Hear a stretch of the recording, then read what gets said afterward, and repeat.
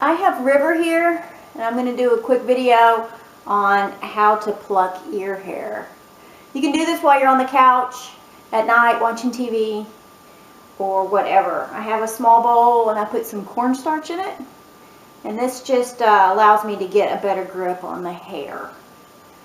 And you can see I haven't plucked his ears in a long time. I am a proponent of only pluck when you need to pluck. Don't pluck too much. So I just put a little bit of cornstarch on the hair to dry up some of that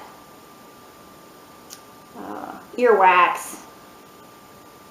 And then you start plucking a little bit at a time. Just pull it out and see how it comes out. And I'll just toss it down. I'll vacuum the floor when I get done. Stay.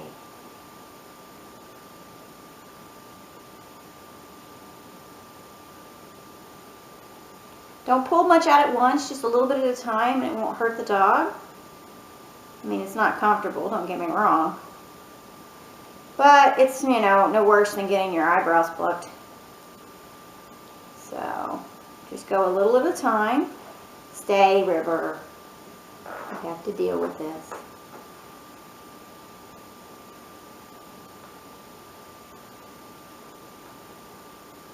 And just a little bit at a time. Don't go wild. You want the ear to breathe. So getting it out so that it can breathe when it's deep like this is good. You know, you have to be patient with the dogs.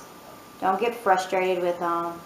Just keep putting them back down. And if you taught them to lay down like this, like I do all my dogs, I teach them to put their head down. And this is why. This is the #1 reason why I teach them, put your head down and lay down and be still. So that I can have a nice, calm dog while I pull the hair out of their ears.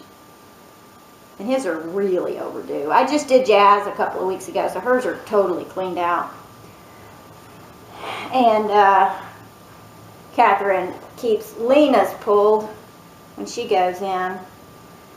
But if you groom yourself, you have to do some of this. You can't just leave it forever. You do have to make it so it can breathe somewhat. You don't have to pull a lot. If you do it slowly, like I'm doing it, just a little bit at a time, you won't get inflammation. A lot of times dogs that go to the groomers will get more ear infections because the groomers take these hemostats and they reach down in there and they grab a hold of all of this hair and they just twist. And they just twist with the hemostats over and over and over and over and yank it all at once. So of course it's going to rip holes in their ear, janking out huge chunks. If somebody grabbed a hold of your hair on your head and ripped out a chunk, you know, as big around as the end of your finger, it would hurt.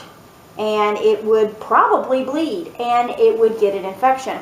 But if you do like I'm doing, just a little bit at a time, you are much less likely to get an ear infection. You don't have to get every hair. You don't have to dig down in there deep.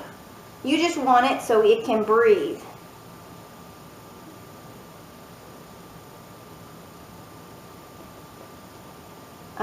Also, you don't want to dump a bunch of cornstarch down in their ear. You just want enough to get the hair out. Because, of course, if they get a yeast infection, yeast will feed on the cornstarch and multiply. So, you don't dump a bunch of powder in their ear. That's not good ear husbandry. You take care of your poodle's ears and you will have a happy poodle forever. If you end up with ear infections, it is a nightmare. So, here we go. We're almost done with this ear. Be still. I'm not torturing you. You can see down in there now, there's not a big wad of hair.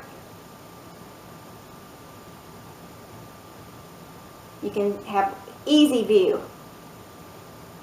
And that's the reason I like it when the hair gets really long. It makes it really easy to pull out. So I only do this every few months. I don't do it all the time.